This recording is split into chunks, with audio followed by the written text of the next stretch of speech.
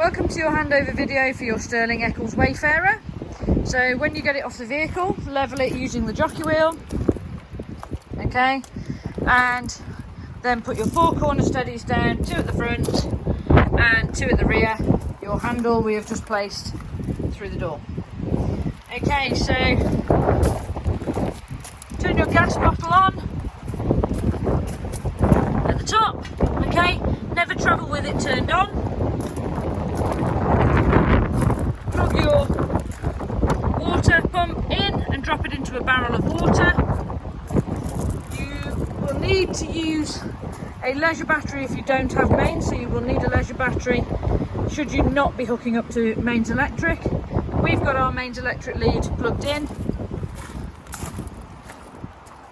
Your wastewater from your sinks and shower come out of these holes here. And this area is your toilet. So fill that with fresh water for your flush. And the bottom here is your cassette for your toilet. So blue chemical goes in this part, okay. When it's full, turn it round, take your cap off.